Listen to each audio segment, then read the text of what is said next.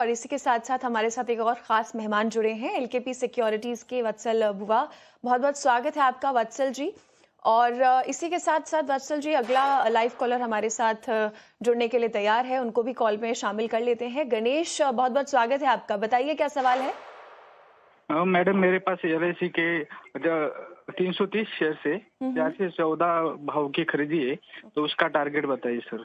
या वेट करूं या कैसे करूं मैं? ठीक है। गणेश अभी आपको राय दिलवा देते हैं। वत्सल जी, सवाल आपने सुना होगा एलआईसी को लेकर इनका सवाल है 413 का इनका खरीद भाव है करीब और 350 नहीं 330 जो है इनके पास शेयर्स हैं और थोड़ा-सा इनके खरीद भाव से नीचे आया है लेकिन एलआईसी में देखें तो अच्छा अभी फिलहाल मोमेंटम देखने को मिल रहा है। क्या सलाह रहेगी, क्या टारगेट आप इनको देंगे और क्या इन्हें होल्ड करना चाहिए? क्या स्ट्रैटेजी अपनानी चाहिए इस वक़्त? जी, अगर एलआईसी के चार्ट स्ट्रक्चर की बात करें तो हमें क्लियरली एक स्टॉक एक साइडवेज ट्रेंड में दिख रहा है। आज स्टॉक ने अपना जो एक कंसोलिडेशन जो रेंज का जो रेजिस्टेंस था उसके ऊपर फिलहाल ट्रेड कर रहा है। हालांकि 100 डेज के काफी क्रूशियल पॉइंट पे स्टॉक ट्रेड कर रहा है अभी। तो फिलहाल इनको होल्ड करने की सलाह रहेगी with the stop loss of 393 on down side और ऊपर मुझे लगता है कि स्टॉक में एक स्विंग मिल सकता है टुवर्ड्स द लेवल ऑफ 424। तो 424 पे एक बार प्रॉफिट बुक कीजिए और आप स्टॉक को होल्ड कर सकते हैं with the stop loss of 393। तो ये सलाह एलआईसी पर आती हुई और और आगे चलते हैं, एक और लाइव कॉलर हमारे साथ जुड़े हैं। विश्व बहुत-बहुत स्वागत है आपका। पूछिए क्या सवाल है आपका आज का? हाँ, मेरा सवाल नौकरी डॉट कॉम पे था जो इन्फो एज है। जी, एक्चुअली हमारी दो जगह डीमेट है, जी। तो एक मोतीलाल में एक दूसरी चॉइस में भी है। तो क्या है कि मेरे पास मतलब दोनों जगह मिला के करीब मेरा मतलब 300 से ऊपर ऊपर स्टॉक है और उसका एवरेज मेरा 990 का है। ओके। तो कल मैंने मतलब मैसेज कर दिया था, वो पहले वाले का वो था तो कुछ 1000 का ऐसा था। तो इसके जानना है मेरे को, लॉन्ग टर्म के लिए मेरे को रखना है, 3-4 साल के लिए मेरे को कोई प्रॉब्लम नहीं है। हुँ, और हुँ। क्या इसको एड कर सकते हैं क्या? ठीक है, तो इन्फो एज को लेकर आपका सवाल है और 1180 आपका खरीद भाव है, 80 शेयर हैं आपके पास। अ, वत्सल जी इन्फो एज को एक बार देखिए, इन्फो एज के चार्ट्स देखिए, यहाँ पे देखा जाए तो इनके खरीद भाव से नीचे आ चुका है स्टॉक और अपने 52 वीक हाई से भी काफ़ी टूटा है। पिछले 6 महीनों में भी करीब 27% गिरावट इन्फो एज में देखने को मिली है। इन्हें भी काफ़ी नुकसान इस वक़्त हो रहा है, तो ऐसे में क्या स्ट्रैटेजी रहनी चाहिए इनकी? बने रहना चाहिए स्टॉक में या एग्ज़िट ले लेना चाहिए? कि जैसे कि मैंने सुना कि उनका जो नजरिया है वो लॉन्ग टर्म का है। तो अगर वीकली चार्ट की बात करें तो अगर हम लो से हाई को अगर कनेक्ट करते हैं फिबोनाची तो एग्जैक्टली 0.78% मतलब 78% रिट्रेसमेंट के बाद स्टॉक में हमें एक छोटा सा बेस फॉर्मेशन बनता हुआ दिख रहा है।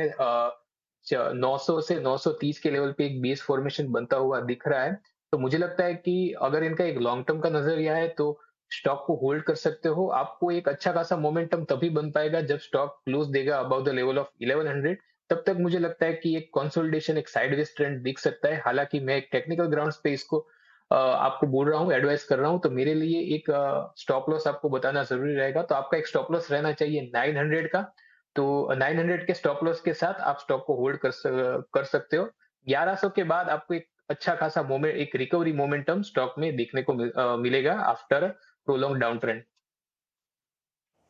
जी, वत्सल जी, मोतीलाल ओसवाल पर भी क्या सलाह रहेगी आपकी? मोतीलाल ओसवाल को भी होल्ड करते हैं ये, तो ऐसे में क्या सजेस्ट करेंगे मोतीलाल ओसवाल को लेकर? क्योंकि अच्छी बढ़त इस वक़्त नज़र आ रही है मोतीलाल ओसवाल में।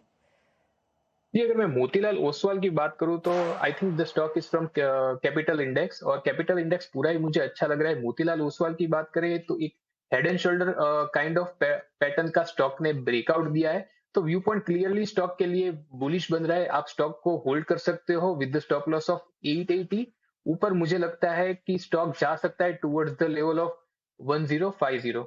तो व्यू पॉइंट बुलिश बन रहा है, स्टॉक को कंफर्टेबली होल्ड कर सकते हो with the stop loss of 880।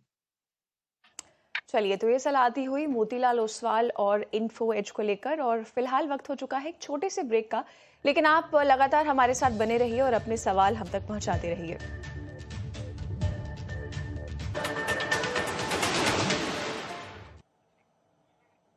Welcome back. Your stocks देख रहे हैं आप और वत्सल के पास चलते हैं। वत्सल, आप बताइए, वेदांता की आज 4 नई कंपनियों की लिस्टिंग हुई है डीमर्जर के बाद, और इन लेवल्स पर ये पूछना चाहते हैं कि अब इन्हें क्या करना होगा, तो वेदांता को लेकर क्या सलाह होगी आगे के लिए? जी, वेदांता की बात करें तो स्टॉक में अभी फिलहाल थोड़े टाइम से हमें एक प्रॉफिट बुकिंग, एक करेक्टिव वेव बनती हुई दिख रही है। तो मुझे लगता है कि स्टॉक अपने 20 डेज मूविंग एवरेज के नीचे ड्रिफ्ट हो गया है और उसके नीचे ही ट्रेड कर रहा है, और स्टॉक का एक अच्छा सपोर्ट बन रहा है 50 डेज मूविंग एवरेज पे। तो मुझे लगता है कि स्टॉक को होल्ड कर सकते हैं, पर उनको अपना स्टॉप लॉस लगाना होगा एट द लेवल ऑफ 295। अगर 295 टूटता है तो मुझे लगता है कि अगर उन्होंने कोई शॉर्ट टर्म ट्रेड लिया है तो उनको एग्जिट ले लेनी चाहिए। ऊपर रिकवरी पे मैं 226 से 230 के जोन देख पा रहा हूँ स्टॉक में। तो 295 का एक स्टॉप लॉस रखिए। ऊपर अगर आपको 226 से 230 का जोन मिलता है तो वहां पे आप एक बार एग्जिट लीजिए। बिल्कुल ठीक। तो ये सलाह वेदांता पर आती हुई, और फिलहाल वक्त हो चुका है छोटे से ब्रेक का, और इसी के साथ साथ अपने गेस्ट्स को भी बहुत बहुत शुक्रिया। वत्सल जी, लक्ष्मीकांत जी, बहुत बहुत शुक्रिया, आपने वक्त निकाला और हमारे शो में हमारे साथ शामिल हुए। फिलहाल लेंगे एक छोटा सा ब्रेक, लेकिन हमारे व्यूअर्स के लिए यही सलाह है कि अपना QR कोड स्कैन करते रहिए और लगातार हमारे साथ बने रहिए, हमें अपने सवाल भेजते रहिए।